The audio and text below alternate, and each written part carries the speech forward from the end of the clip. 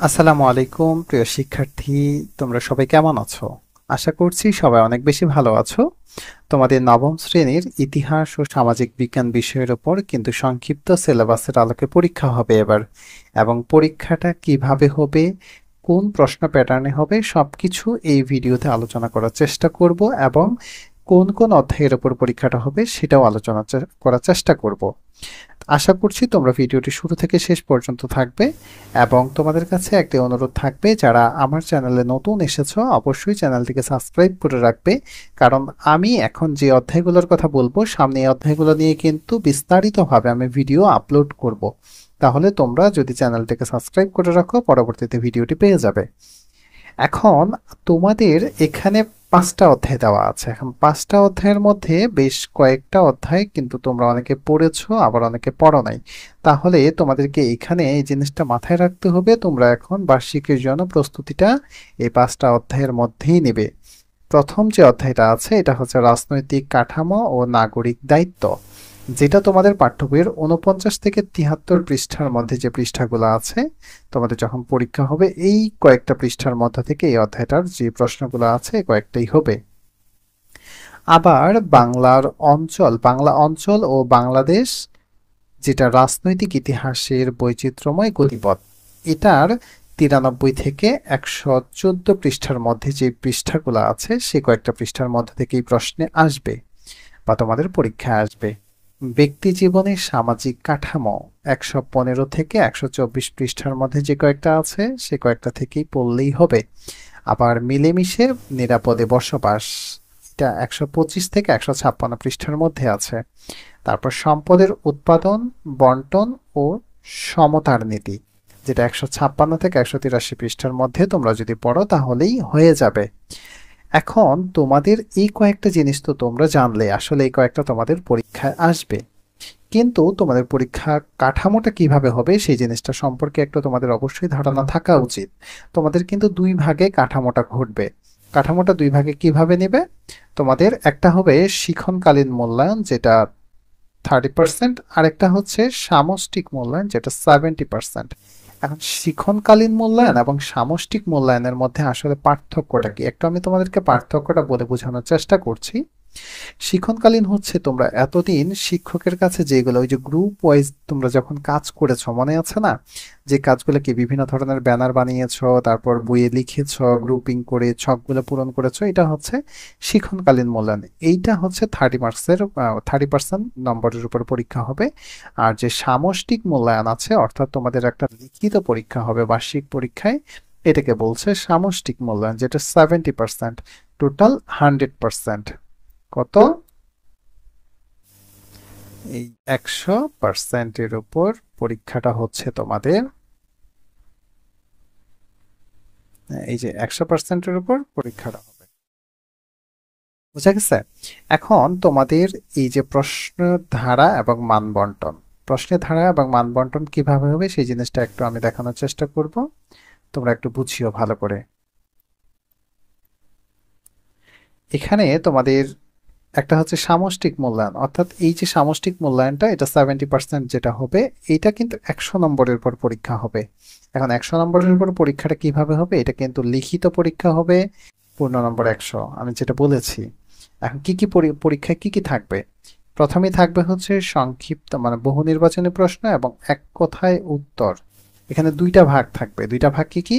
সংক্ষিপ্ত মানে বহু নির্বাচনী, আর হচ্ছে সংক্ষিপ্ত যে প্রশ্নগুলো থাকে এক কথায় উত্তর থাকে এইটা। এইখানে থাকবে 15 নম্বরের বা 15টা এমসিকিউ, আর এখানে হবে 10 নাম্বার। এই টোটাল তোমাদের 25 নম্বরের পরীক্ষা হবে এই বহু নির্বাচনী এবং এক কথায় প্রকাশ, যেটা তোমরা ওই যে ক্লাস 8-এ 6-এ 7-এ যখন পরীক্ষা দিয়ে এসেছিলে, যে সৃজনশীল পরীক্ষার আগে যে এমসিকিউ পরীক্ষাটা, তো ঠিক সেইভাবেই পরীক্ষাটা হবে। এটাতে 25 নম্বরের থাকবে, তোমাদের সময় দেওয়া হবে 30 মিনিট। এরপরে যে লিখিত প্রশ্ন প্যাটার্নটা আছে সেটা হচ্ছে সংক্ষিপ্ত প্রশ্ন, শর্ট প্রশ্ন, যেটা তোমাদের 10টা প্রশ্ন থাকবে, প্রতিটা প্রশ্নের জন্য 2 মার্কস করে, টোটাল 20 মার্কস থাকবে। এখন তোমরা ওই যে সৃজনশীল আবারও যাই সেই ক্লাস 8 অথবা 7 যখন তোমরা সৃজনশীল পরীক্ষাটা দিয়েছিলে, মনে আছে কি সেখানে ওই যে খ নাম্বারের যে প্রশ্নটা লিখেছিলে 2 মার্কস করে, ওই টাইপের প্রশ্নগুলো থাকবে কিন্তু এখানে।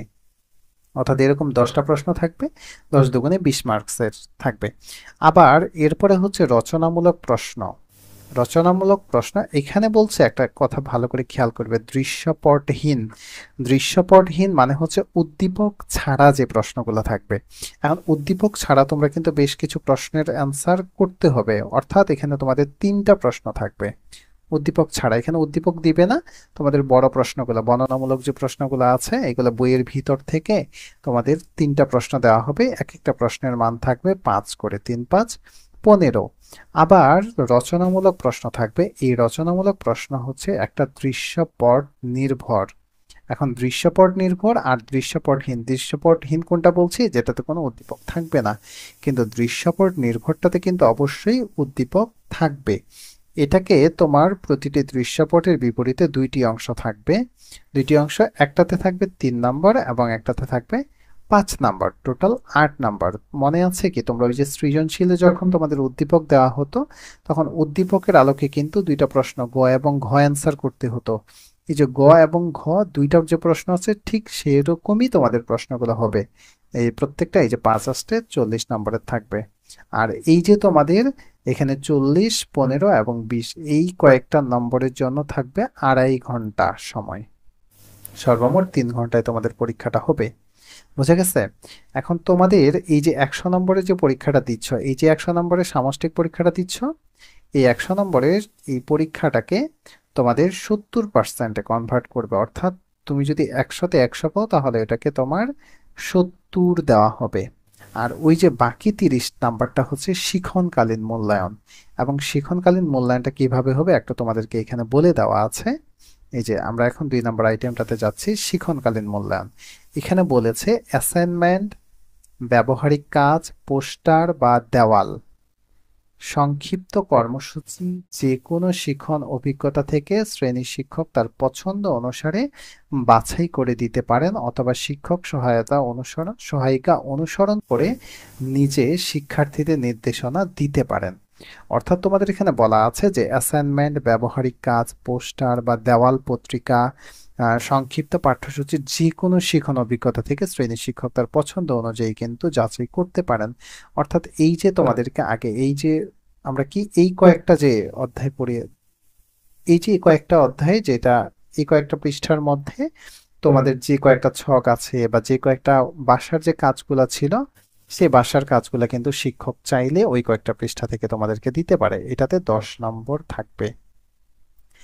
আবার এখানে বলা আছে অনুসন্ধানমূলক কাজ, প্রকল্প, প্রতিবেদন উপস্থাপন, তারপর হচ্ছে এই কাজটি করার জন্য তোমাদের বইয়ের যে 116 নম্বর পৃষ্ঠাটা আছে এটার যে বেশ কিছু কাজ দেওয়া আছে এটা অনুসরণ করেও তোমরা কিন্তু করতে পারো, এটাতে 10 নম্বর আছে। আবার আরেকটা বলা আছে শ্রেণীর কাজ, পাঠ্যপুস্তকে সন্নিবেশ, একক ও দলগত কাজ, ছক পূরণ, বক্স পূরণ, ফ্লোচার্ট অঙ্কন, এই কাজ করার জন্য পাঠ্য বইয়ে 51, 52, 53 এবং 114 পৃষ্ঠা সহ নির্ধারিত অভিজ্ঞতাগুলো অনুসরণ করা যেতে পারে। অর্থাৎ এই কয়েকটা পৃষ্ঠা যদি তুমি ভালো করে পড়ো তাহলে তুমি কিন্তু এখানে 10 মার্ক পাওয়ার যোগ্যতা রাখো বা 10 মার্ক পাবে, এই ধরনের ওরা হিন্টস দিয়েছে যে এখানে যেগুলো একক কাজ, দলগত কাজ এবং তোমরা যে ওই যে ছক পূরণ করেছিলে এই কয়েকটা পৃষ্ঠার মধ্যেই কিন্তু এটা সীমাবদ্ধ রেখেছে। এটা গেল কিন্তু আমাদের 100 নম্বরের পরীক্ষার যে ধারাবাহিক প্যাটার্নটা।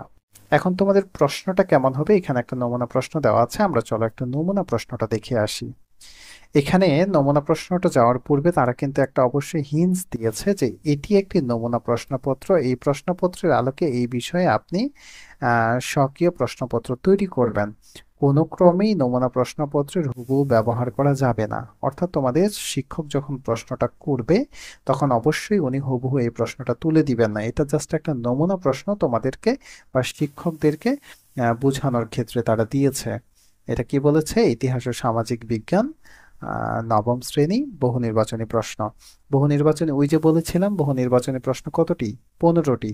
এই 15টি প্রশ্নের মধ্যে তোমাদের কিন্তু এই যে তোমরা আগে যেভাবে বহু নির্বাচনী এমসিকিউ গুলা দিতে, ঠিক সেরকম 4টা অপশন থাকবে একটা প্রশ্নের সাথে।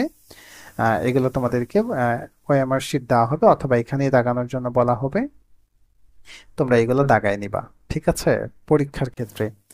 আর পরবর্তীতে যে 10টা, আবার কি বলেছিলাম, 10টা থাকবে এই যে সংক্ষিপ্ত বা এক কথায় উত্তর। এক কথায় উত্তর দাও, 10টি প্রশ্ন থাকবে। যেমন প্রশ্নগুলো কি কি হতে পারে, যে প্রথম বিশ্বযুদ্ধ কত সালে শুরু হয়েছিল, তারপর হচ্ছে the war of own but not space উক্তিটি কার, স্টেট অর্থ কি, জার্মানির নাগরিক, জার্মানিতে নগরকে কি বলা হয়, বাক স্বাধীনতা মানুষের কোন পর্যায়ের অধিকার, জাতিসংঘের একটি সংস্থা যার সদর দপ্তর ইতালির রোমে, এই সংস্থাটি কি। এই টাইপের ছোট ছোট তোমাদেরকে ওই যে পৃষ্ঠাগুলোর মধ্যে এই ছোট ছোট যে প্রশ্নগুলো হওয়ার মতো, সংক্ষিপ্ত প্রশ্ন, বড় প্রশ্ন, এই প্রশ্নগুলো কিন্তু তোমাদের ওইভাবেই পড়তে হবে, যে আসলে এই এই ধারাবাহিকতায় যখন প্রশ্ন হবে অবশ্যই তোমাদেরকে বইটা কিন্তু খুঁটিনাটি পড়তে হবে। সেটা চিন্তা করো না, আমি তোমাদেরকে প্রত্যেকটা পৃষ্ঠার ভিডিও আলাদা আলাদা করে দিয়ে দিব, অধ্যায়ের ভিডিওগুলো আলাদা করে দিয়ে দিব, চিন্তার কোনো কারণ নেই। এরপরে দেখো এখানে 10টা প্রশ্ন আছে, 10টা প্রশ্নের মান হচ্ছে কিন্তু 10। এরপরে সংক্ষিপ্ত প্রশ্ন, যেটা 20 মার্কসের প্রশ্ন, যেগুলা 10টা প্রশ্ন কি 20 মার্কসের দিতে হবে না। এই যে সমাজ বিজ্ঞানে ম্যাক্স ওয়েবার এর সামাজিক অসমতার 2টি কারণ লেখো, ওই যে যেহেতু 2 নম্বরের, তার মানে একটু বড় হবে সংক্ষিপ্ত প্রশ্ন থেকে। তারপর হচ্ছে জিআইএস প্রযুক্তির কম্পিউটার নির্ভর দৃষ্টিভঙ্গি লিখো। তারপর ভূমি ব্যবহার পরিবর্তনের বায়োলজিক্যাল কারণ লিখো। এই ধরনের প্রশ্ন তোমাদের 10টা থাকবে, এটার পূর্ণমান থাকবে 20। এখন তোমাদের ওই যে রচনামূলক যে প্রশ্নগুলো আছে, একটা বলছি প্রেক্ষাপটবিহীন আর একটা প্রেক্ষাপট। এখানে প্রেক্ষাপট যেটা আছে, প্রেক্ষাপটবিহীন দেখো, প্রেক্ষাপটবিহীনটা কেমন প্রশ্ন হবে, এটার পূর্ণমান কিন্তু 15। 3টা প্রশ্ন বলেছিলাম যে 3টা প্রশ্ন থাকবে, এই যে একটা, দুইটা এবং এই 3টা। এই 3টা প্রশ্নের প্রত্যেকটার মান কত? প্রতিটির মান 5 করে। এটার প্রশ্নটা কেমন হতে পারে, যে জেলা পরিষদের 5টি প্রধান কাজ লিখো। তিতুমিরের বাঁশির কেল্লা সাধারণ মানুষকে ইংরেজ শাসক গোষ্ঠীর বিরুদ্ধে কিভাবে সাহস জুগিয়েছিল বর্ণনা দাও। তারপর সামাজিক গতিশীলতা, আন্তর্জাতিক শিশু অধিকার সনদ ভূমিকা ব্যাখ্যা করো। এগুলো কিন্তু 5 নম্বরের প্রশ্ন, তার মানে এগুলো একটু তোমাদেরকে বেশি করে লিখতে হবে বা একটু বড় করে লিখতে হবে। এরপরে বলছে বর্ণনামূলক প্রশ্ন, একটা হচ্ছে প্রেক্ষাপট নির্ভর, এটা খ বিভাগে পূর্ণমানিত থাকবে 40, অর্থাৎ তোমাদের টোটাল কয়টা প্রশ্ন থাকবে? 5টা প্রশ্ন থাকবে, প্রতিটা প্রশ্নের মান থাকবে 8। দেখো এইখানে তোমাদের জাতিসংঘের সংস্থা এক্স ওয়াই এবং জেড, প্রতিষ্ঠাকাল হচ্ছে 22 নভেম্বর 1965, 14 নভেম্বর 1950, 11 নভেম্বর 1919। এখন 3টা সংস্থার কথা বলেছে, এটা কিন্তু তোমাদের একটা উদ্দীপক। এই উদ্দীপক থেকে তোমাদেরকে কিন্তু ক নাম্বারের যে প্রশ্নটা আছে এটা লিখতে হবে এবং খ নাম্বারের প্রশ্নটা লিখতে হবে, যেটা তোমরা ওই যে সৃজনশীলে আবারও আসিস, ক্লাস 8-এ যখন তোমরা সৃজনশীলে কি করেছিলে, গ এবং ঘ নাম্বারটা লিখেছিলে, ঠিক সেরকমই তোমাদেরকে লিখতে হবে। তাহলে এখানে এক্স সংস্থাটার বর্ণনা দিতে হবে, এখানে ওয়াই এবং জেড সংস্থা দুটির মধ্যে বিশেষ শরণার্থী ইস্যুতে কোন সংস্থাটি ব্যাপক অবদান রেখেছে সেটা কিন্তু তোমাদেরকে বর্ণনা করতে হবে। এটা গেল 1 নাম্বার উদ্দীপক, 2 নাম্বার, এইভাবে টোটাল 5টা উদ্দীপক দেওয়া আছে। তো এখন তোমাদের এই যে প্রথম যেই এই যে ক নাম্বারের যে প্রশ্নটা আছে, এটাতে কিন্তু 3 নাম্বার, এটাতে কিন্তু 3 নাম্বার এখানে বলে দেওয়া আছে। আর খ নাম্বার যেটা প্রশ্ন আছে, এই যে খ, এটাতে কিন্তু 5 নম্বর, এই টোটাল 8 নাম্বার। বুঝা গেছে? এরকম কয়টা প্রশ্ন আছে দেখো, একটা, এই যে দুইটা, তারপর হচ্ছে তিনটা, 4টা এবং সর্বশেষ এই যে 5টা। এই 5টা প্রশ্নের তোমাদেরকে অ্যান্সার করতে হবে। সব মিলিয়ে তোমাদের এই সিলেবাসটা এখানেই, এতটুকুই। নিচে অ্যান্সারগুলো দেওয়া আছে, তোমরা চাইলে অ্যান্সারগুলো স্ক্রিনশট দিয়ে রাখতে পারো, আর উত্তরগুলো এখানে দেওয়া আছে।